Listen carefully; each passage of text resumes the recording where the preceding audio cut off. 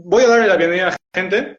Bueno, bienvenidos a todo el público. Mi nombre es Lucas Ibáñez, soy coordinador de Estudiantes por la Libertad y esto es Nombre en Trámite.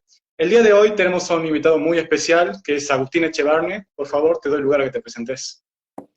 Bueno, yo soy economista, soy director de Libertad y Progreso. Es una fundación que creamos hace ya 12 años, resultado de la fusión de tres fundaciones, con Manuel Solanet, que tiene el Centro de Estudio del Futuro Argentino, y con Aldo Abraham, que tiene el Centro de Investigaciones sobre Instituciones y Mercados.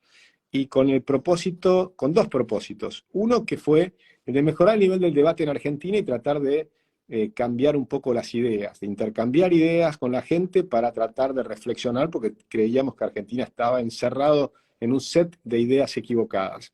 Y por supuesto, nosotros queríamos defender las ideas de la libertad. Y el segundo propósito del think tank fue escribir políticas públicas, pensarlas y proponérselas a los gobiernos, a los diputados, a los senadores, a los que están en los funcionarios públicos, y también a la población, a través de videos, y tratar de mostrar cómo hacer para eliminar la inflación, cómo hacer para mejorar la economía, cómo hacer para eliminar la pobreza, cómo hacer para mejorar la seguridad, la justicia, la salud, la educación.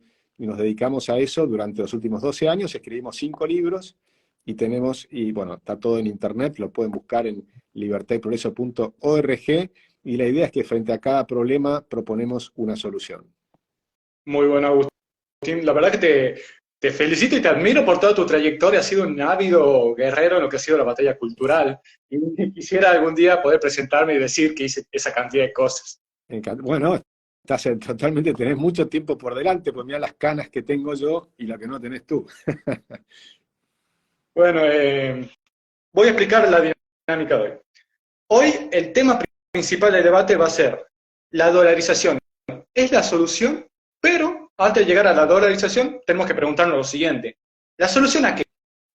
¿La solución a qué? Porque, a ver, nosotros ya todos somos conscientes de los problemas económicos que hay en Argentina, sin embargo, le echan la culpa a diferentes factores. Te nombran la guerra de Ucrania, por un lado, te nombran también, ya no lo escuché tanto, pero ¿cómo se dice? Los especuladores, últimamente no lo escuché tanto, y... Ay, Hola Iván, ¿cómo estás? bueno, perdón la demora, Hola Iván, acabo de llegar. ¿cómo estás? Ahí está. Bien. Bienvenido, Agustín. Un placer. La verdad, un orgullo poder hablar con vos, especial de estos temas tan polémicos que se están hablando hoy en día. Y bueno, perdón Lucas por cortarte, llegué a últimos momentos, pero llegué. Bueno, continúo. Y lo último que echaban de la culpa a la crisis era la deuda externa, principalmente nombrándolo a Mauricio Macri. Así que Agustín, ¿podés iluminarnos cuál es el verdadero problema que tiene el peso? Bueno, en realidad el problema del peso pasa por otro lado, me parece. Pasa por un gasto inconmensurable, un Estado que ha pasado de tener un gasto público del 24% al 43% del PBI, pero que además todo ese aumento del gasto... ¿Cómo? ¿Perdón? 43% del PIB, un número grande, importante destacar. Un número enorme, pero además un gasto totalmente ineficiente, improductivo, despilfarrador y corrupto. Por eso es que no mejora ni la salud, ni la educación, ni la justicia, ni la seguridad, ni tenemos fuerzas armadas. Vimos ahora el Hércules que se quedó de trompa en la pista en Brasil, ¿no? Es decir, es un desastre todo lo que ha hecho el Estado. Y a pesar de eso, duplicó su gasto prácticamente. Entonces, duplicó la cantidad de empleados que hay en el Estado, y eso implica un costo, una mochila tremenda en términos de impuestos sobre el sector privado. Y el sector privado no dio más, entonces ya no logra crecer, y entonces se forma un círculo vicioso, porque cada vez tenés menos gente que puede trabajar en el sector privado, y esa gente pasa a ser sostenida por los planes sociales. Entonces aumenta todavía más el gasto público, y eso se transforma en algo totalmente insoportable, imposible de sostener. Y entonces lo financiás primero con deuda, hasta un punto en que ya no te prestan más los mercados, y entonces tomás deuda del Fondo Monetario Internacional y de los chinos, es decir, de los gobiernos o los organismos multilaterales, porque los mercados libres no te prestan plata. Y del otro lado, cuando lo que hicieron es imprimir billetes, y ahí tenés entonces la consecuencia que es la inflación.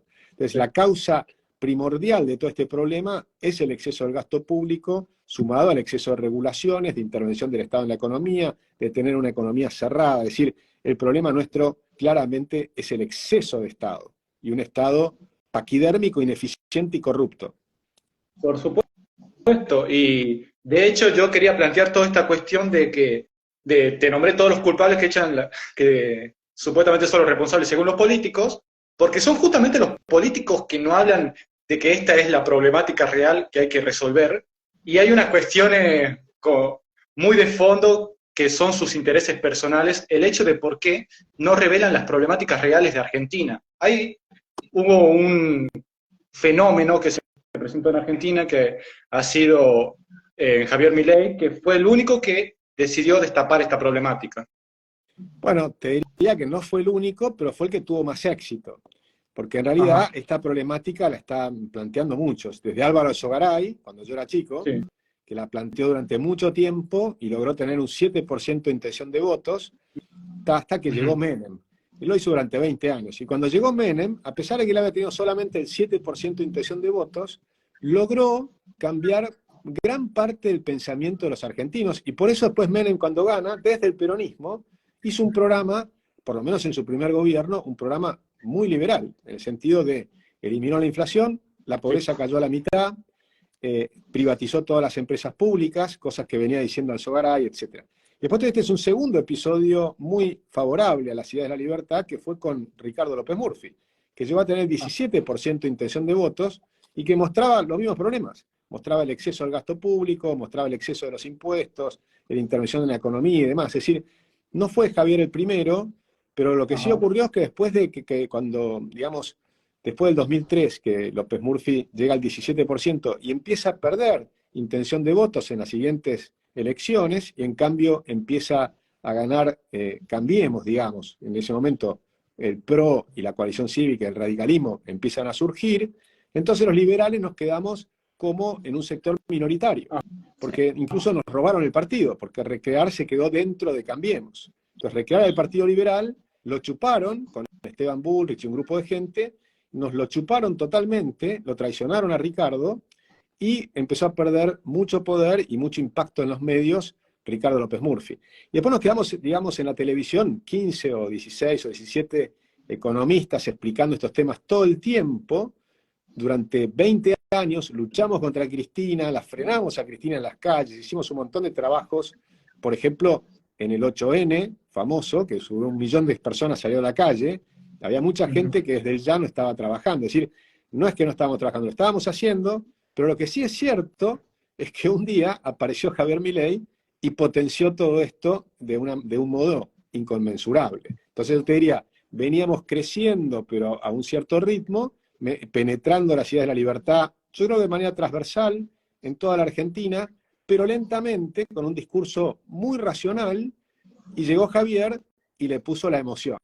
Y ahí le pegó al hipotálamo, la emoción que puso fue la bronca contra los políticos, ¿no? Sí. Y les puso un término, la casta, y ahí es como que se les cayó la costra de los ojos a un montón de jóvenes y vieron lo que veníamos diciendo hace un montón de tiempo. Entonces voló. Entonces como Javier pegó digamos, como fue una especie de catalizador que encendió la pólvora que estaba allí, y esa iluminación que provocó, hizo que algunas personas lo viéramos y dijéramos, guápate, qué bueno que vino Javier y generó este episodio. Y otros, en cambio, medio que se pusieron, no les gustaban los modos, por un lado, y tal vez por el otro lado, no les gustaba que una persona nueva tenga tanto éxito tan rápido sin haber hecho tanto esfuerzo. Entiendo. Está muy bueno esto que me nombrás porque, bueno, se me ve la cara, yo soy muy joven, toda esta trayectoria que voy tenido, yo era un niño, así que yo tengo una perspectiva de la historia bastante incompleta. Puedo yo, a mi lado, ponerme a leer, pero no es lo mismo a que me lo cuente alguien que lo ha vivido. Hubo un momento en el que yo sí lo he vivido, que ser liberal era mala palabra. Éramos los famosos neoliberales. Y es enorme la transformación de estos últimos 5 años aproximadamente, cómo ha cambiado todo el paradigma. Totalmente. Yo cuando me empecé a dedicar públicamente a este tema, hace 20 años atrás, mis amigos me decían lo que sí está buenísimo, pero no digas que sos liberal. Y yo decía, mirá, yo soy vasco y no puedo decir una cosa que no siento. Yo siento que amo la libertad y eso es el liberalismo. Y de hecho empezamos a trabajar para mostrar que cada vez que aparecía la palabra neoliberal, había falacias detrás. Y analizamos los libros de texto de los colegios privados y estatales. Si ustedes entran en mi Instagram, van a encontrar unas historias destacadas, adoctrinamiento, y después puse ad hoc, como no entraba la palabra entera, puse ad hoc 1, ad hoc 2, 3, 4, 5, 6, 7, 8, 9, 10, y van a encontrar ahí más de 1000 casos de chicos que demostraron sus adoctrinamientos. Eso fue durante varios años, ¿no? Que demostraban cómo, o fotos de sus libros, o fotos del pizarrón, o a veces grababan una maestra, y te iban mostrando los casos de adoctrinamiento. Cantidad, no solo chicos, sino también, por ejemplo, maestros, que me mostraban cómo los adoctrinaban en los centros de formación docente. Es decir, que este tema del adoctrinamiento de izquierda, y yo la clave que mostraba para que puedan encontrar esto, era la palabra neoliberal. En cualquier libro de texto que encontrás la palabra neoliberal, vas a encontrar falacias. Vas a encontrar la típica falacia que te van a decir que el neoliberal era Videla y Pinochet, ¿no? Entonces, dos gobiernos militares. Entonces ya es una falacia extraordinaria. Pero además vas a encontrar la falacia de que ellos dicen neoliberal es el consenso de Washington. Consenso de Washington es tener equilibrio fiscal y por lo tanto deuda cero. Y te van a decir unos centímetros más abajo y el neoliberalismo aumentó la deuda. Explícame cómo, no entendiste nada. Si el neoliberalismo es que tenés equilibrio fiscal, el neoliberalismo no te puede hacer crecer la deuda. Bueno, cuando empezás a mostrar esas falacias, en 2 minutos cualquiera que lo lea comprende que es una falacia, entonces hay un error de interpretación, no entienden lo que está pasando. El liberalismo es el respeto a las personas, el respeto al otro. Entonces, de ninguna manera puede generar todos los problemas que se le achacan, y todo lo contrario, el liberalismo propone que no tengas deuda.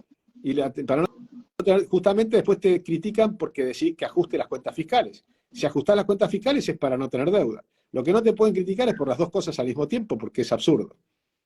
Buenísimo, Agustín, esto que me estás contando. Bueno, volviendo un poco al eje del debate, vos ya nos comentaste cuál era la problemática que hace el peso una moneda inestable. Y bueno, por cómo yo lo veo, a partir de este problema habría como 2 soluciones. Primero, intentar estabilizarlo al peso, y segundo, deshacerlo al peso y pasar a otra moneda. Contame, ¿qué tan difícil sería estabilizarlo al peso?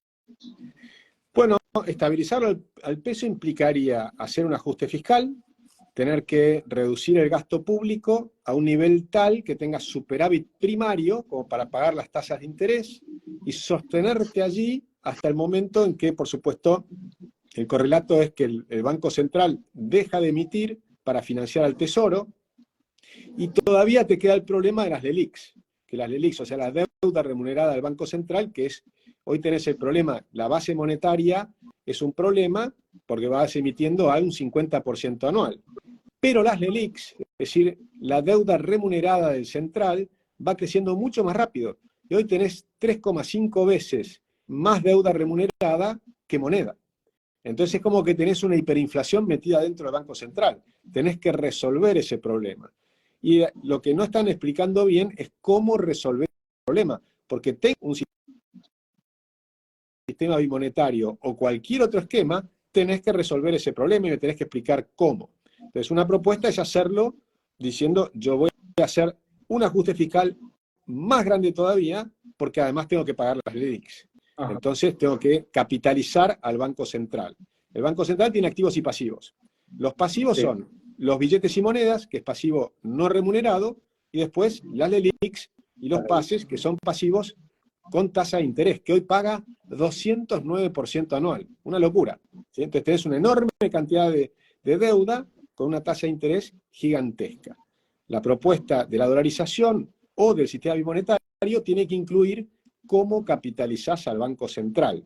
Y entonces después podemos decir, bueno, una vez que hacemos eso, eliminamos la inflación y vemos entonces qué sistema es mejor para el largo plazo. Una economía dolarizada o un sistema bimonetario o un sistema de metas de inflación como tienen 180 países del mundo. Ajá. ¿Algún comentario, Iván? No, hasta ahora no. Bueno, yo Estoy intentando seguir. No, es un tema complejo, pero digamos que tenés distintas formas, o sea, hay ciertos problemas que los tenemos que pasar, cualquiera sea el método que utilices monetario. O sea, el problema es que tenemos un agujero gigante en el Banco Central. Ese agujero Sí. gigante del Ahora, Banco Central, y tenemos también, y dejamos sumar esto, Iván, es el tema de una inflación reprimida. Porque no solo tenemos este año 200% de inflación para fin de año, sino que además tenemos una inflación reprimida. ¿En términos de qué? De un tipo de cambio oficial que vale la mitad que el tipo de cambio libre. Es decir, que está retrasado. Tenemos combustibles que ahora están congelados, con una inflación de 10% mensual. O sea que en 2 meses, 20% más de retraso. 3 meses, 30% de retraso. Imagínate que va a estallar. Después tenés tarifas retrasadas, ¿sí? Y precios congelados o precios controlados, o llamamos precios justos, el nombre que le quieran poner. Si esas 5 cosas las tirás al mismo tiempo y le agregás, entonces todo eso lo transparentás al mercado. Imagínate, es un salto de inflación tremendo, y eso, correlato del salto de inflación, es el aumento de la pobreza. ¿Cómo hacemos para resolver ese problema gigante? Una pregunta. ¿En cuánto tiempo cree que se pueden empezar a ver los beneficios de la dolarización? Buenísima esa pregunta, Iván, porque nosotros, yo creo que estamos como Argentina va a atravesar una tormenta. Entonces la pregunta es, ¿cómo atravesamos la tormenta? Hay un grupo que te dice, dolarizamos, es decir, la atravesamos de frente, rápidamente, lo más rápido posible, y vamos a tener una V corta, una caída y una salida rápida. Mi estimación es que un año más tarde ya empezás a estar en el mismo lugar, con la diferencia que venís creciendo y mejorando. Entonces las expectativas van a estar mejor, y al siguiente año, como venís en una V corta, subiendo rápido, vas a estar creciendo rápido. Y la economía puede crecer rápido por los siguientes 30 años, siempre y cuando, recordemos, la dolarización no es una panacea. Después veamos si es un sistema óptimo. No es ni siquiera el sistema monetario óptimo. Después, si quieren, hablamos por qué. Pero sí es un subóptimo que es mejor que lo que tenemos hoy. Porque lo que tenemos hoy es que hace 80 años tenemos un desequilibrio monetario descomunal y una inflación promedio que es más del 60% anual. Entonces, no es la dolarización óptima. La pregunta es si es mejor que lo que tenemos, y ahí creo que sí, que es mucho mejor que lo que tenemos. La siguiente pregunta sería, ¿pero podemos tener un sistema mejor, como el sistema bimonetario peruano, que yo coincido que sería mejor? O incluso el patrón oro, que de haber existido, también sería mejor, pero nadie tiene patrón oro. Entonces, después vamos a ver por qué, pero también sería mejor que tener una dolarización. O bien, un sistema de un banco central bien manejado, con metas de inflación, con un sistema moderno, que podría llegar a ser mejor. Para muchos creen que eso sería mejor, pero es posible. ¿Le creeríamos a los políticos argentinos que van a mantener ese sistema? ¿O vamos por este subóptimo que es la dolarización, y entonces tenés esta recuperación? Yo lo que sí estoy convencido es que si haces un programa de dolarización y además las reformas que necesitas, ¿no? De bajar el gasto público, desregular, bajar impuestos, abrir la economía, la reforma laboral y todas las otras reformas que necesitamos, si haces todo eso, yo estoy convencido que Argentina puede crecer a un 7% anual durante décadas, hasta alcanzar a Estados Unidos y superar a Estados Unidos, como hizo Irlanda. Ok, Agustín. Y bueno, con respecto a todo esto que vos me comentás, bien, como decía, yo me gusta la dolarización. Y el tema de que eso que nombraste de los políticos, a mí me parece clave. Porque, a ver, digamos que nos mantenemos en el peso y lo intentamos estabilizar. Tenemos un gobierno responsable que hace todas las cosas bien, cumple las metas de inflación y lo maneja bien. ¿Qué pasa? Argentina, no quiero dar muchos nombres políticos, pero siempre vuelven, los populistas siempre vuelven, y tarde o temprano, digamos que una serie de gobiernos hizo todo bien, tarde o temprano va a llegar algún populista que termine ganando y que te desarme todo el proyecto que ya armaste. ¿Qué opinas al respecto? Yo pienso que con la dolarización evitaríamos esto, ya que quitaríamos la posibilidad de volver a la impresora. Ese es el principal argumento para dolarizar. Porque lo que ha pasado hasta acá es que vienen los populistas, yo sí les pongo nombres, sean peronistas o radicales o lo que quieras, o la coalición cívica, cualquier populista, ¿y qué va a hacer?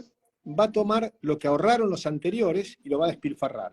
Llegó Perón y estaba el Banco Central repleto de oro, y además éramos acreedores. Argentina no le debía plata al mundo, sino que los países desarrollados le debían plata a Argentina. Inglaterra nos debía plata. No éramos nosotros que le debíamos a Inglaterra, a Estados Unidos, al Fondo Monetario. Era al revés. Eran ellos que nos debían plata a nosotros y nosotros teníamos el Banco Central lleno de oro. Pero viene el populista en esas condiciones y dice, y yo les voy a regalar un estado de benefactor. Les voy a regalar a los que nunca tuvieron bicicleta, una bicicleta. A los que nunca comieron un postre, les voy a regalar postres. A los que nunca tuvieron zapatillas, les voy a regalar zapatillas. Despilfarro todo ese dinero y obviamente consigo votos, me ama la gente, pero el Banco Central se quedó sin plata, me terminé endeudando y una vez que se termina la deuda, empiezo a emitir y genero inflación y empobrezco a todo el mundo. ¿Sí? Entonces, eso fue lo que hizo el peronismo, el radicalismo, los militares que vieron después, es decir, todo lo que continuaron, todo este despilfarro de dinero. Entonces, cuando uno dice la dolarización, lo que está buscando es un sistema que te permita volver a crecer, volver a ahorrar, volver a capitalizarnos, ¿sí? Y que no pueda venir alguien que se lleve todo de golpe. Entonces hay dos mecanismos. Uno es la dolarización y el segundo es un mecanismo que proponía Juan Bautista Alberdi, que son los tratados internacionales. Porque el otro problema, ¿cuál es? Viene Menem, hace un conjunto de reformas estructurales y te abre la economía. Pero ¿qué pasa? Cuando vos abrís la economía y tenías una economía cerrada, es como, imagínate si Argentina, la selección argentina, solamente jugara al fútbol dentro de Argentina y jugara contra los equipos argentinos. Entonces ganaría todos los partidos, porque es la selección de Argentina y juega contra equipos de fútbol argentinos. Y de pronto lo haces jugar internacionalmente. ¿Qué va a empezar a pasar? Va a perder todos los partidos. Entonces la industria argentina, cuando la pones a competir con el mundo, como es una industria protegida, empieza a perder partidos, empieza a quebrar empresas, o empiezan a tener que hacer acuerdos para tratar de zafar, es decir, acuerdos internacionales con una empresa más grande que te transfiera tecnología, que te sostenga mientras estás haciendo el cambio tecnológico, etcétera, etcétera, etcétera. Ahora, si cuando hiciste todo el esfuerzo, porque ahí tenés nuevamente un bache para después salir, haces todo el esfuerzo de empezar a competir hasta que empezás a crecer. Muchas empiezas caen de, por ejemplo, de viejos empresarios con barbas blancas, y chicos de la edad de ustedes hacen empresas nuevas que empiezan de cero, pero empiezan a ganar plata, hasta que son más grandes que las anteriores. Entonces en ese momento la industria argentina se fortalece, pero la diferencia es que ustedes jóvenes están compitiendo en el mundo, y lo que hacen tiene competitividad mundial, mientras que los viejos de barbas blancas tenían empresas cerradas, empresas no competitivas y quebraron.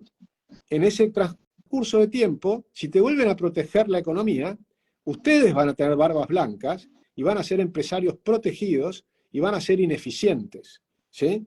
Entonces, cuando vuelvan a abrir la economía, ustedes van a quebrar. Y la Argentina vuelve a entrar en una crisis, ¿sí? Entonces, lo que digo es, cuando vos hacés todo el esfuerzo de abrir la economía, todo el esfuerzo de que creen nuevas empresas, de esperar que se nazcan nuevas empresas y demás, o que las que están hagan un gran esfuerzo para invertir y ser competitivos, pero ya no tienen protección, o sea, tienen que salir a competir, bueno, todo ese esfuerzo que no se vuelva para atrás. ¿Cómo lo haces? Con tratados de libre comercio con las principales potencias. Y Alberdi, que era un genio, lo anticipó hace 150 años. Ok. Muy interesante. Muy bueno. La serie de desafíos que hay que presentar, porque estamos muy mal parados. Y bueno, somos una metáfora del equipo de fútbol. Yo me lo imagino como un animal en cautiverio. Lo soltás después al ecosistema libre y no se logra adaptar, y bueno, pasa lo que pasa. Okay. Totalmente, si largás un tigre enjaulado toda su vida a la selva, lo más probable es que muera. ¿Sí? Porque no vas a saber cómo salir a cazar. Acá hay una pregunta que hizo Emiliano Agustini, que me parece interesante. Dice, hola, mi duda es cómo quedaría el poder adquisitivo si se dolariza. Igual, peor, mejor. Es buenísima esa pregunta. Por ejemplo, en el caso de la dolarización que está pensando Javier Milei, él dice que lo haría al tipo de cambio de mercado. El tipo de cambio de mercado no es el tipo de cambio de 366, que es el tipo de cambio oficial, sino que es el tipo de cambio libre, que estás arriba de 700. Entonces, obviamente, el shock inicial sería una caída del poder adquisitivo. Por eso es que yo te digo una V corta. Y luego empezaría a subir. Pero empezaría a subir cada vez más. Y empezarías a tener sueldos en dólares cada vez más altos. Y, por ejemplo, en la época de la convertibilidad, los sueldos en dólares eran 3 veces superiores a los que tenemos hoy. Y va a haber un cambio de precios relativos. Entonces, si tenés una economía abierta, si vos comparás a Argentina hoy con el mundo, si vos dolarizás, abrís la economía y todas las reformas que estamos hablando, la Argentina se va a empezar a parecer al mundo. Si te empezás a parecer al mundo, por ejemplo, vos mirás cuánto valen los alimentos en Chile, cuánto valen en Uruguay, cuánto valen en Europa, en Estados Unidos. En todos lados los alimentos son más caros que en Argentina. Si vos te abrís al mundo, competís y demás, los precios de los alimentos van a subir y por lo tanto el poder adquisitivo va a bajar. Pero después los salarios van a empezar a subir. Y ahí no solo vas a cubrir el precio de los alimentos, sino lo que va a empezar a bajar, si abrís la economía, es que los precios de los autos van a ser menores. Los precios de las computadoras van a ser inferiores que los actuales. Los precios de los celulares van a ser inferiores. Entonces, cuando empezás a tener un nivel más alto de poder adquisitivo, vas a tener un doble efecto. Primero, que aumentó tu poder adquisitivo, y segundo, que tenés capacidad de comprar cosas. Y el tercer aspecto que va a ocurrir, pero ya con más tiempo, digamos que pasen 10 años, es que vas a tener un amplio, pero muy grande, aumento del crédito. De forma tal que un profesional que trabaja bien, además, se va a poder comprar su casa, ¿sí? En cuotas. Y el alquiler va a ser casi equivalente al precio de la cuota de comprarte la casa. Te van a pedir un pago inicial que equivalga al 10 o al 20% de la casa, y esto es lo que ocurre en todos los países que funcionan más o menos bien, y el resto lo pagás en cuotas que son equivalentes al alquiler. Entonces, cuando terminan los 20 años, o 25, o 30, sos dueño de tu casa. ¿Y cuánto pagaste? Fundamentalmente lo mismo que los alquileres, con la diferencia que si pagaste alquileres no tenés nada. Si en cambio pagaste cuotas de tu casa, tenés tu casa. Esa es la enorme manera de salir de la pobreza, ¿sí? Inmensa manera de salir de la pobreza. Es pagar tu cuota de tu casa en lugar de pagar un alquiler. Eso es un potencial de crecimiento personal de tu familia enorme. Y eso se ha perdido en Argentina. Hoy tener una casa, algunos pocos que consiguen que el gobierno les regale una casa, lo cual yo estoy en total desacuerdo, porque significa que otra persona la construyó y él se la quedó, ¿no? Y con el esfuerzo de los demás, y los demás no consiguen casas. Entonces te dan 50.000 casas y el déficit habitacional es de 3,5 millones de personas. Agustín, me gustó mucho esa frase que utilizaste de comenzar a parecerse al mundo. Es como poder resumirlo tan bien a todo lo que has dicho. Exactamente. O sea, ¿por qué queremos ser tan distintos? O sea, lo que te va a obligar la dolarización es que ya no tenés más nominalidad, no te podés escapar devaluando. Porque fíjate que tenés un problema, veamos un poquito los problemas de la dolarización, ¿no? ¿Por qué es subóptimo? Es subóptimo porque el dólar no tiene la misma estructura económica que la Argentina, entonces puede ocurrir que cuando el dólar se aprecie contra otras monedas, en realidad a la Argentina no le convenga, y que le convenga que al revés, que se esté depreciando, y viceversa, que cuando el dólar se esté depreciando, que a la Argentina le convenga que se esté apreciando. Entonces, el ciclo de Estados Unidos es distinto que el ciclo de Argentina. Nosotros producimos hoy por hoy, el día de mañana no sabemos, pero hoy por hoy somos fundamentalmente exportadores de commodities. Entonces, cuando Estados Unidos sube la tasa de interés, le pega el precio de los commodities. Entonces, nos afecta negativamente a nosotros. Y no podemos devaluar nuestra moneda contra el dólar porque estamos dolarizados. ¿Se entiende? Sí. En cambio, por ejemplo, otros productores de commodities, como Nueva Zelanda, Canadá, Australia, cuando Estados Unidos sube la tasa de interés, esas monedas se deprecian. Y el euro también se deprecia, que es lo que está pasando ahora. Entonces el dólar se aprecia y nosotros nos estaríamos apreciando junto con el dólar. ¿Se entiende? Entonces nos estaríamos afectando nuestra economía por si está cayendo nuestras exportaciones. Entonces, por eso es subóptimo. Lo que ganás es que tenés moneda. Y nosotros no tenemos moneda. Entonces lo que ganás es enorme. Lo que perdés es esa posibilidad de depreciarte frente a eso. Pero ¿qué significa, analicemos un poco, qué significa que se deprecie la moneda? Significa que se te caen los sueldos. Entonces, si vos haces las cosas mal, vamos al caso real de la Argentina, ¿para qué usamos la devaluación? Para compensar todo lo que hacemos mal. Entonces, tenemos sindicatos como Moyano que son ilegales porque te frenan la producción de una empresa para obligarte a hacer cosas, ¿no? Te bloquean la salida y entrada de camiones de los supermercados o de las empresas o lo que fuere, y te hacen pagar sueldos más altos de lo que pagarías en un mercado libre, o 1.000 millones de cosas que te hacen los sindicatos y demás.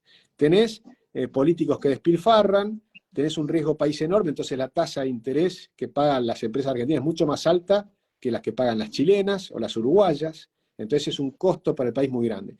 Todos esos costos que tenés, que son infinitos, lo que haces es compensarlos con bajos salarios. ¿Cómo bajar los salarios?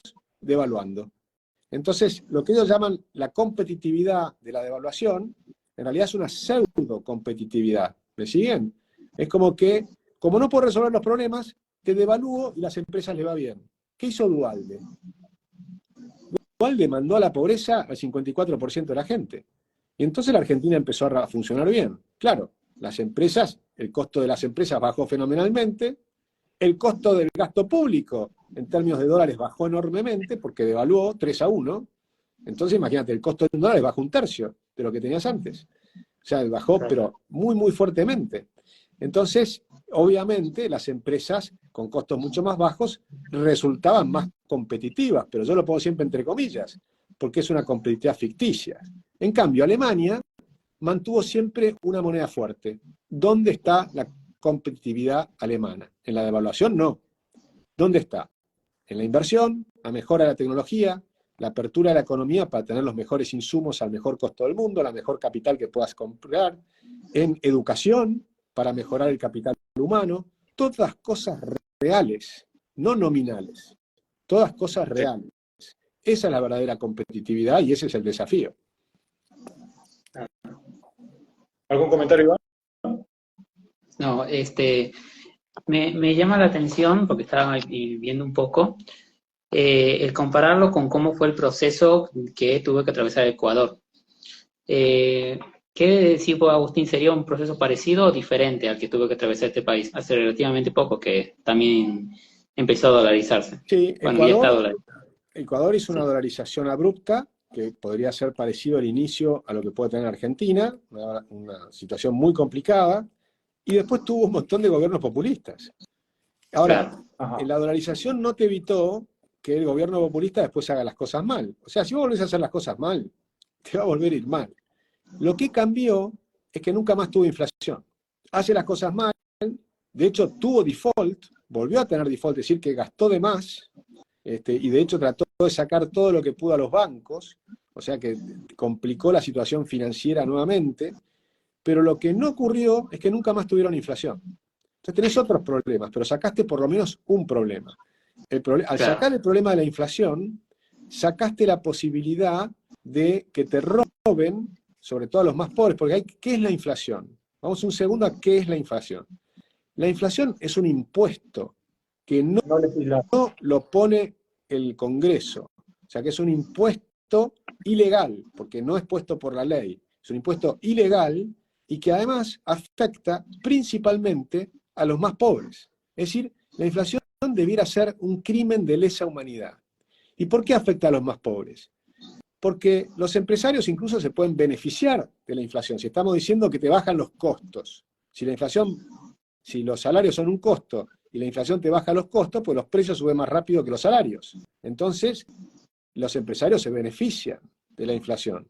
Además, se pueden beneficiar, porque de hecho ocurre, porque el gobierno les da créditos a tasas de interés menores que la inflación, les regala plata. El Banco Nación hoy está dando créditos al 70% con una tasa de interés del 209%. Es decir, con una tasa de inflación, perdón, del 200%. Entonces, si vos querés tomar un crédito, sos un empresario pyme, qué sé yo, presentás a Banco Nación y conseguís tener el crédito, no se los dan a todos, pero a los amigos y demás, le dan el crédito al 70%. Pero tus precios suben al 200%. Entonces lo que vos te dan, la gran parte del capital que vos compraste, máquinas, etcétera, vas a devolver una fracción en términos reales. Te están regalando plata. Entonces es un impuesto a los pobres para beneficiar a los ricos. Es absolutamente inmoral.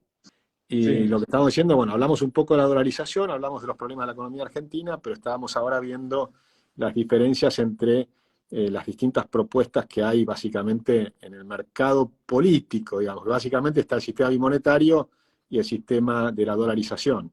Y cuál es uno y cuál es el otro. Desde el punto de vista de la Fundación Libertad y Progreso, nosotros apoyamos ambas y de hecho estamos tratando de ayudar por un lado a Patricia Bullrich en el tema de que si encaran el tema por el lado del sistema bimonetario, al estilo peruano, que se haga todo lo que tienen que hacer para que eso funcione. Y del lado de la dolarización, si se hace desde el lado de Javier Milei, que se haga bien, porque hay muchas formas de dolarizar posibles y hay poca gente que la ha estudiado en profundidad. Y ahí el que lo está haciendo es un consejero académico de Libertad y Progreso, que es Emilio Ocampo, ¿no? Y que está haciendo un trabajo muy profundo desde hace 3 años para ver cuál es la mejor manera de dolarizar en Argentina.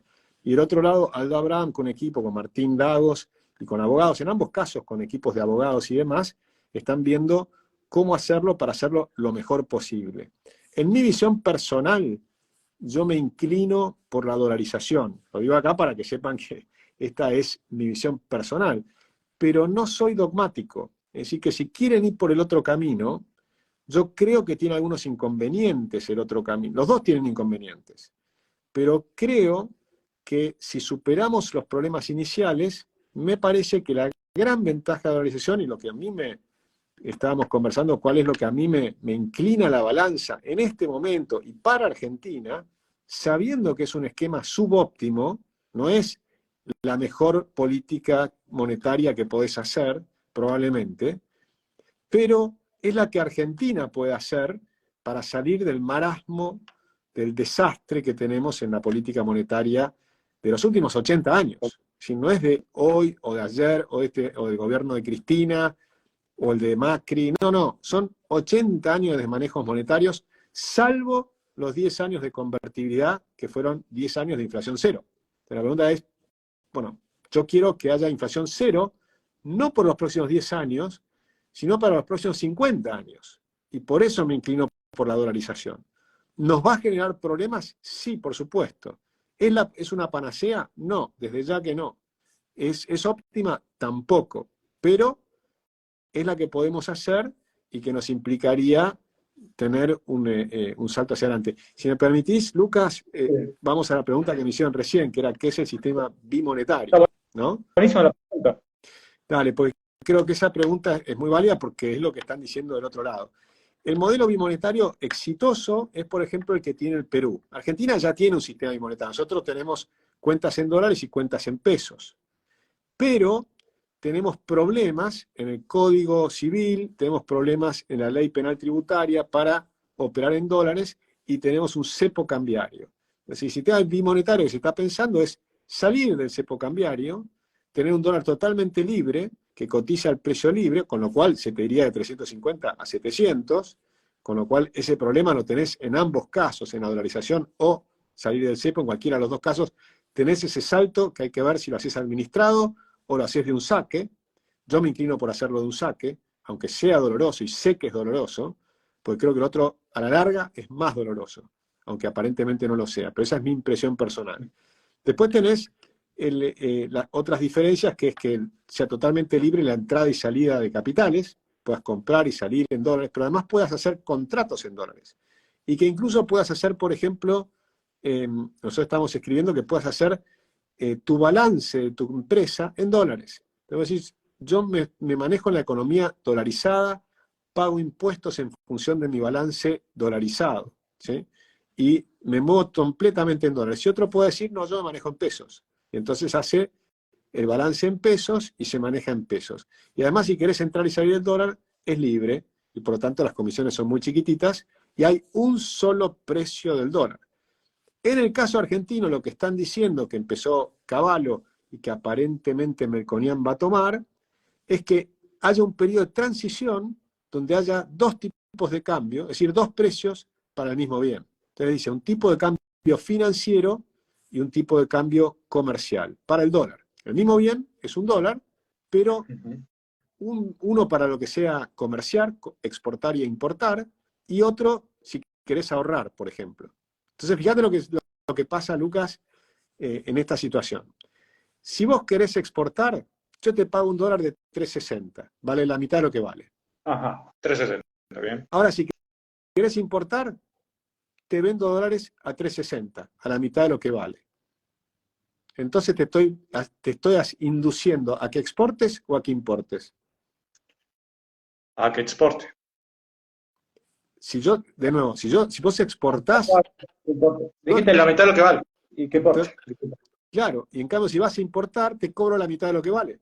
Sí, disculpa, me confundí. Entonces claro, vas a tener todo el mundo queriendo importar y a los exportadores los estás matando. Por lo tanto, si todos importan o el incentivo es aumentar las importaciones y castigás a los exportadores, ¿qué va a pasar con los dólares? ¿Qué van a pasar con los dólares? Empiezan a... Si vos exportás poco, te entran pocos dólares. Si importás mucho, te salen muchos dólares. Sí. Entonces, el balance de dólares se achica y se pierde reservas el Banco Central, que es lo que está pasando hoy. Entonces, Sí. este doble tipo de cambio, primero tiene un sesgo anti-exportador. Segundo, tiene un problema de escasez de dólares. Entonces, como se te escasean los dólares, empezás a cerrar las importaciones. Pero ya no por precio, sino por la lapicera del funcionario. Y ahí aparece la corrupción. A unos dejo importar y a otros no. Al que dejo importar se ve beneficiado y al que no dejo importar tiene que ir por el financiero. Paga el doble. Estamos hablando de una brecha del 100%. Es muy problemático todo eso. Es espantoso. Pero están Sí. diciendo hacer eso. Y yo le digo, de hecho yo lo discutí con el Mingo, a quien aprecio y creo que es un tipo brillante y creo que es un patriota. Pero sin embargo, yo le digo, mirá, estás haciendo algo que es totalmente inmoral y te lo voy a demostrar. Y se lo escribí. Le digo, mirá, si tenés un chico en La Matanza que toca guitarra, estoy pensando en un caso real, y ese chico por Zoom le da clases a un chico o a un señor o al que sea en España, y le pagan euros. Bien. Si te pagan, como es una exportación, y te paga al tipo de cambio comercial, te paga la mitad, y el Estado se queda con la otra mitad. ¿Se entiende? Entonces lo estás matando a ese chico. Y entonces es inmoral, porque ¿por qué le vas a cobrar la mitad? Te vas a quedar con la mitad de las clases del servicio que prestó este chico. Y entonces el Mingo me dice, no, los servicios van a ir por el dólar financiero. Le digo. Entonces ahora ya no es comercial, es solamente de bienes, pero no de servicios. Entonces, este mismo chico, Juan, de La Matanza, se compra una impresora 3D y su servicio lo imprime en un producto. ¿Sí? Por ejemplo, hace manos ortopédicas. Okay. Y las imprime y las exporta. Ahora le pagás la mitad.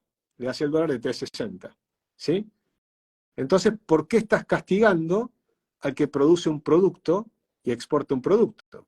No tiene sentido. O sea, fíjate que para mi juicio no tiene sentido. ¿Por qué lo hacen? Lo hacen porque si prohibís las exportaciones y castigás las exportaciones agropecuarias, los precios de los alimentos son inferiores. Y entonces dicen, la pobreza no va a subir tan rápido. Pero el costo es que no saliste del problema. ¿Se entiende? Sí, eso de que los diferentes tipos de cambio no es algo más o menos lo que pasa actualmente con el tema de la soja, que le termina robando una gran parte del valor por estarlo especificando a precio oficial.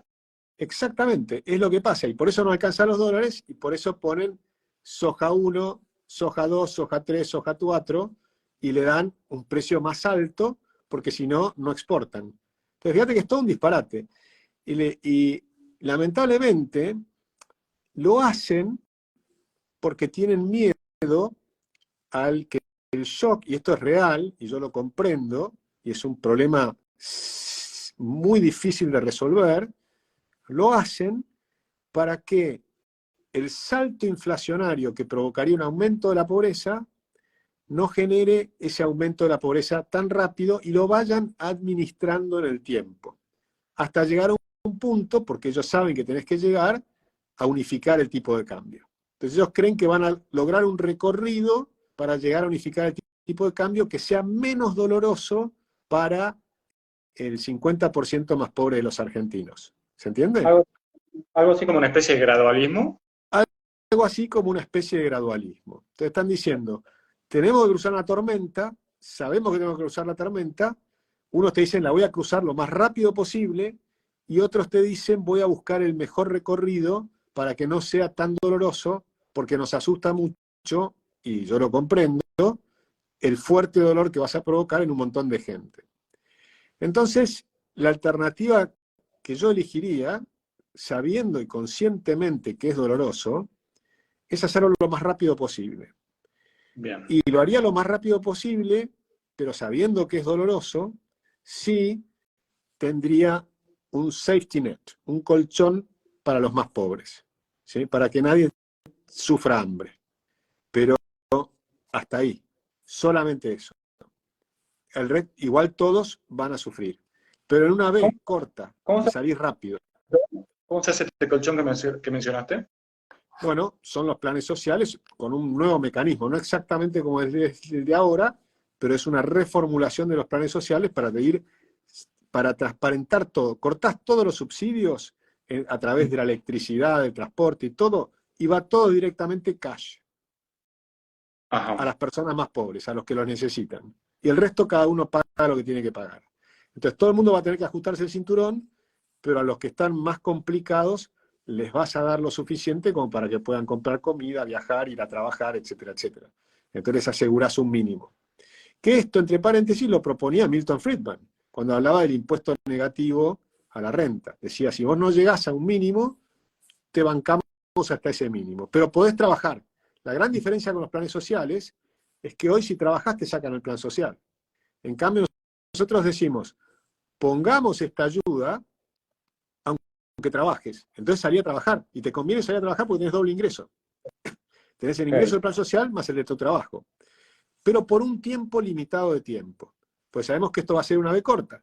Cuando llegues Eso puede ser una de las grandes diferencias con lo que respecta a los planes sociales que han implementado acá en Argentina, porque te nombran de que tiene que durar 1 o 2 años, el tema es que le están implementando ya eternamente prácticamente. Totalmente. ¿Y vos sabés quién decía esto? Nada más y nada menos que implementó los planes sociales en Estados Unidos, Roosevelt. El famoso New Deal de Roosevelt, ¿sí? de crear en plena recesión del 30 planes sociales. Roosevelt decía que si vos ponías esos planes sociales, ibas a generar incentivos que iban a destruir la moral de los trabajadores. Y decía, ibas a destruir la dignidad de los trabajadores e ibas a destruir el mecanismo de crecimiento de los Estados Unidos. O sea, la misma persona que implementó los planes sociales en Estados Unidos sabía que si los mantenés en el tiempo, los vas a destruir, a las personas. Después Ronald Reagan demostró que eso era efectivamente así, que destruías a las personas y que destruías los vínculos de las familias, porque les dabas planes sociales, por ejemplo, a las madres solteras. Entonces, si la madre decía, el padre es fulano, y me caso con él, entonces no recibía el plan. Si en cambio desconocía al padre, y decía, no sé quién es el padre, entonces recibía el plan. Y los planes sociales que les daban eran tan grandes que una chica de 15 años que se quedaba embarazada, si no reconocía al padre, entonces podía recibir subsidios para tener una casa, para mandar a sus chicos al colegio, para recibir la alimentación, todo sin trabajar. Entonces el estímulo para romper los vínculos era tremendo. Claro, y por eso Reagan cambió el sistema. Hay una cuestión muy básica de oferta y demanda, a ver si le sale más rentable a la gente finalmente vivir de estos planes obviamente va a haber una demanda por ese lado, porque no les saldría rentable trabajar. Totalmente, sobre todo si le cortás el plan cuando sale a trabajar. ¿Me entendés? Entonces, es que no quiere trabajar. Entonces, ¿qué va a hacer?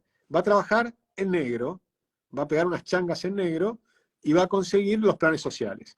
Y los que le ofrecen los planes sociales no es el gobierno directamente, sino el gobierno a través de los movimientos sociales.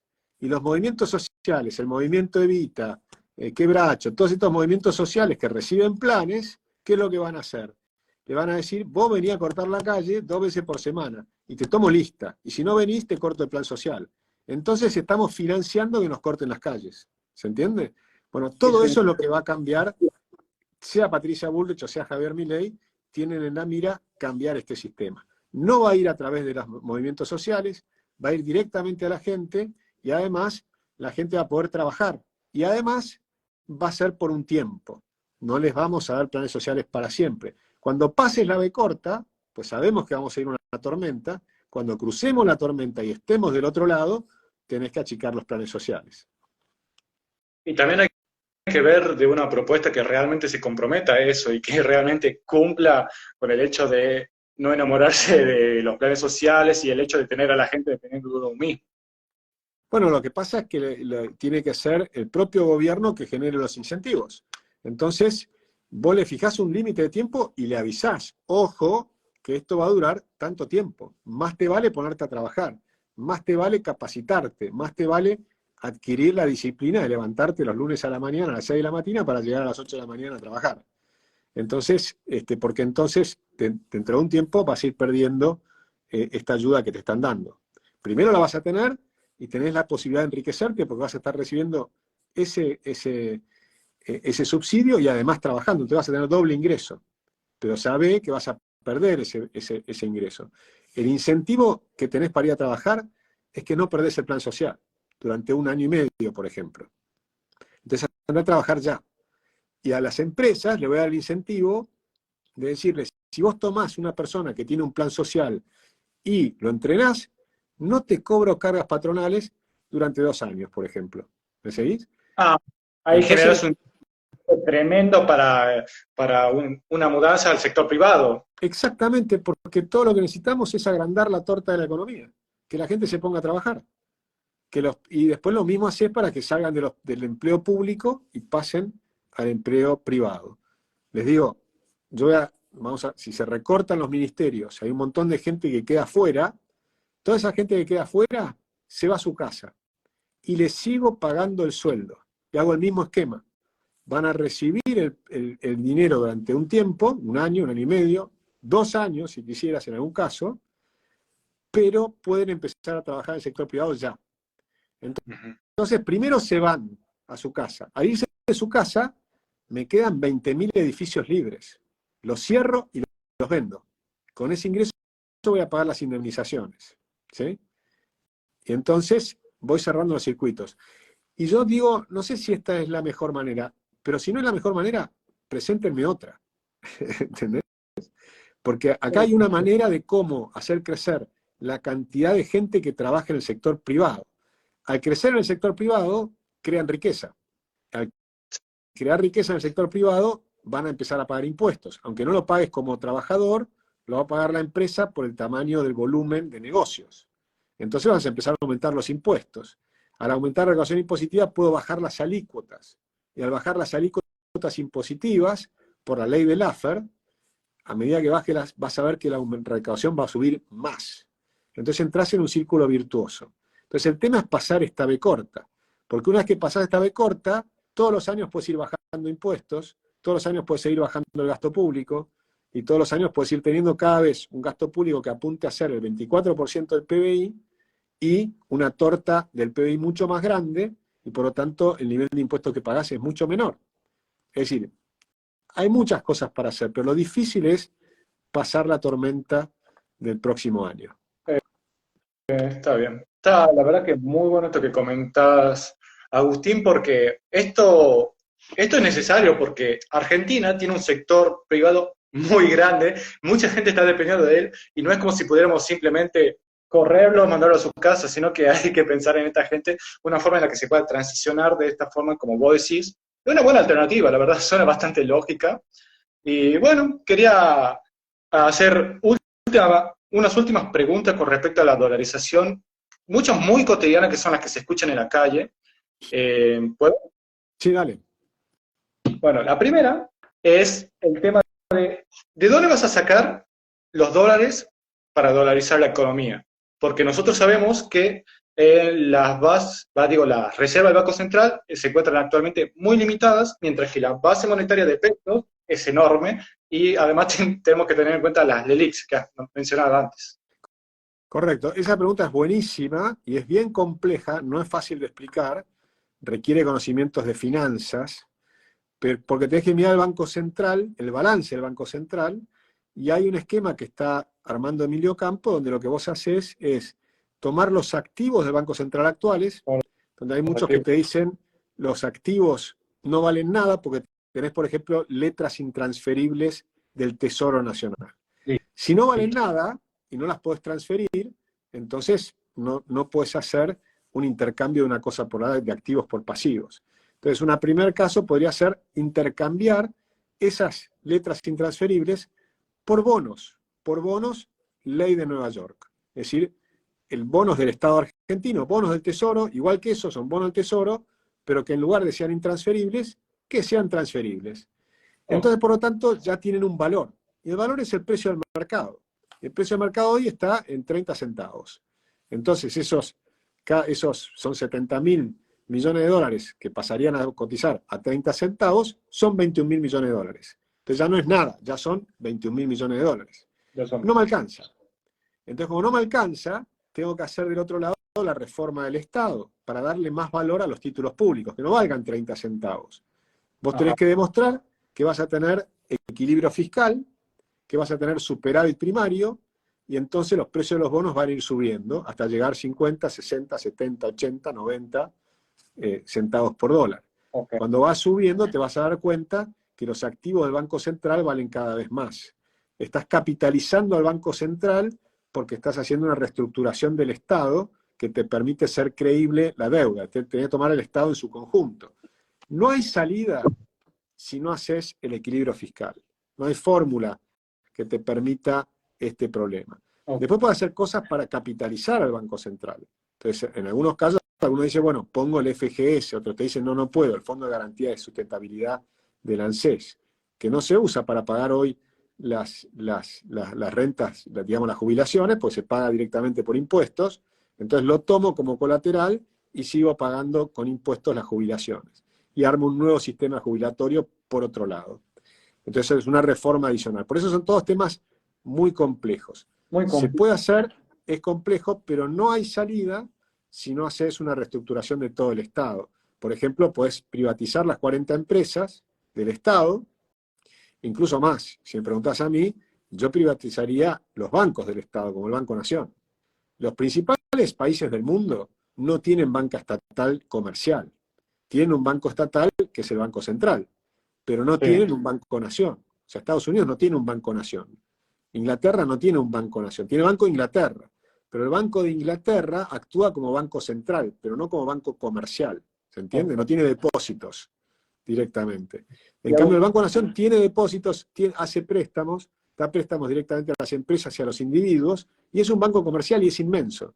Lo privatizo y con esa plata cancelo deuda. Entonces, a medida que cancelo deuda, los precios de los bonos valen más. Y Agustín, todo este tipo de operaciones con el fin de capitalizar la reserva del banco, ¿cuánto tiempo crees que pueda llevar? Bueno, el programa tiene que ser, se está hablando de que puede llegar entre 9 a 24 meses toda la dolarización.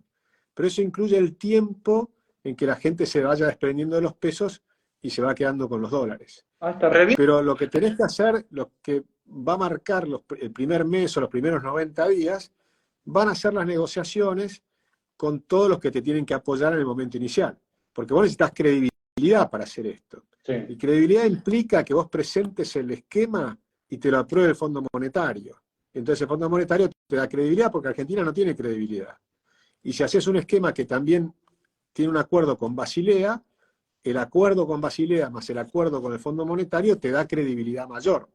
Entonces hay tipos que te dan credibilidad porque vos no sos creíble. Argentina no es creíble. ¿Cómo logro ser creíble? Bueno, que el gobierno de Estados Unidos me diga que lo que yo estoy haciendo lo va a apoyar, que el Fondo Monetario te diga lo que está haciendo Argentina lo voy a apoyar, que Basilea te diga sí, yo voy a cumplir con mi parte y esa parte la voy a cumplir, etcétera, etcétera. Entonces vas cumpliendo requisitos. Entonces cuando presentás a la Argentina, a los argentinos, le presentás lo que vas a hacer el día que sea el presidente del Banco Central que se siente y explique el programa de dolarización, o que lo haga el presidente o el que sea, te diga, ya tengo el acuerdo con el Fondo Monetario, con otros organismos, con Estados Unidos, etc. Sí.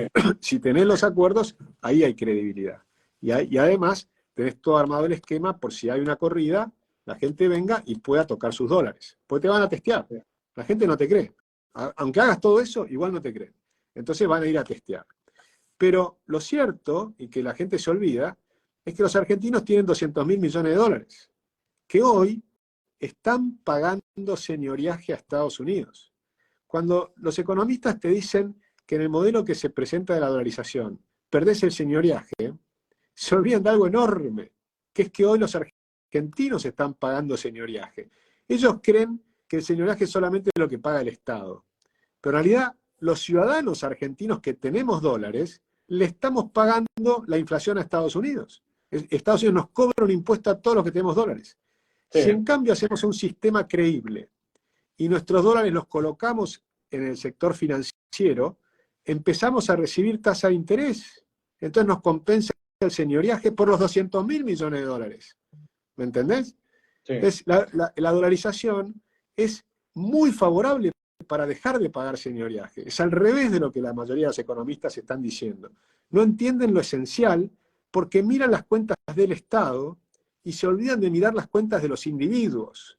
Los argentinos somos todos. Los argentinos no es el Estado. El Estado son algunos argentinos, los que viven del Estado. Pero los argentinos somos todos. Y todos los que tenemos dólares estamos pagando señoriaje todos los años. Bueno, eso es lo que evitamos. Porque entonces metemos la plata en los bancos, ese dinero se presta, genera tasa de interés y además genera inversión. Y te genera la posibilidad de expandir la economía. Y te genera que el mercado pueda empezar a financiar todo el boom inmobiliario que tiene que hacer Argentina porque hace años que no se construye. O sea, te brinda una serie de posibilidades, una serie de herramientas que vos tenés la oportunidad de aprovecharlas y si se hacen bien las cosas puede ser muy favorable para todo el mundo. Totalmente, y requiere credibilidad, ¿no? Y por supuesto, hay un montón de problemas en el medio. Por ejemplo, si Juntos por el Cambio no apoya, estamos en el horno, porque el peronismo no va a apoyar. Entonces, si Juntos por el Cambio no apoya y Milei gana las elecciones y no tiene las mayorías en el Congreso, no funciona. Si esto lo hiciera Patricia Bullrich, sería más fácil, porque sí. Patricia Bullrich puede llegar a tener la mayoría en ambas cámaras mucho más rápido. El problema es que Patricia decidió ir por otro camino. ¿Sí? ¿Bimonetarismo habías mencionado? El bimonetarismo. Yo creo que el bimonetarismo puede funcionar, si haces todas las cosas bien, sí, también puede funcionar.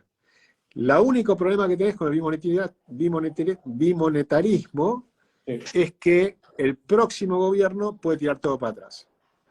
Bien, buenísimo, Agustín. Tengo la última pregunta, que también es una de las que más utilizan los periodistas, políticos, en general todo el mundo, a la hora de pegarle a la idea de la dolarización. Que te dicen, esto en Argentina ya lo hicimos, lo hizo Menem, no funcionó y ha generado una hiperinflación. Comentanos las diferencias con la convertibilidad.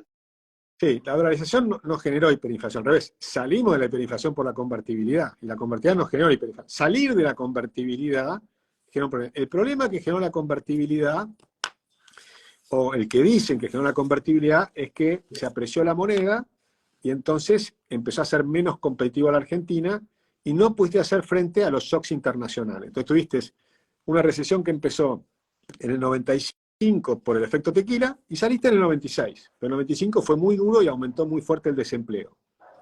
Y después tuviste en el 97 una crisis en Tailandia, que esa no fue grave, pero en diciembre del 97 hubo una crisis en Hong Kong, que nos pegó muy fuerte porque Argentina estaba muy endeudada. Entonces el problema está, la conexión fue a través del endeudamiento del Estado. Como se endeudó la Argentina, cuando tembló Hong Kong, que tenía convertibilidad, los mercados asociaron, ¿qué otro país tiene convertibilidad? Argentina, y nos pegaron. Entonces nos cobraron más tasas de interés. Y Argentina entró en problemas en el 98, pues esto fue diciembre del 97. Sí. Entonces en el 98 empezó a tener ese problema. En agosto del 98 se agravó porque se cayó Rusia. Entonces se agravó la recesión en Argentina. Y para colmo, en el 99 devaluó Brasil. O sea, al devaluar Brasil se agravó aún más. Entonces se nos sumaron varios problemas internacionales graves. ¿Cuestiones del Pero contexto del accionar argentino? ¿Cómo, perdón? Cuestiones del contexto internacional fueron lo que generaron estos problemas más que el propio accionar argentino. No, fueron, digamos, el contexto internacional aumentó nuestras tasas de interés. Sí. Si Argentina hubiera tenido un Estado que ahorraba y no tenía deuda, no había problemas. Pero el Estado argentino se endeudó. Y para colmo, en la última parte del gobierno de Menem, le permitió endeudarse a las provincias. Y Duhalde quería ir a las elecciones y era el gobernador de la provincia de Buenos Aires. ¿Y qué hizo? Reventó a la provincia de Buenos Aires. Aumentó la deuda de una manera descomunal y reventó al Banco Provincia de Buenos Aires. Entonces, y Buenos Aires sola equivalía a la deuda de todo el resto de las provincias juntas, ¿sí? Con todo el resto de las provincias también endeudándose, el total de las tasas de interés que pagaban las provincias era equivalente al total de los intereses que pagaba la nación. Y la nación se hizo cargo. Entonces nos duplicó y esos intereses, por supuesto, los mandás al exterior.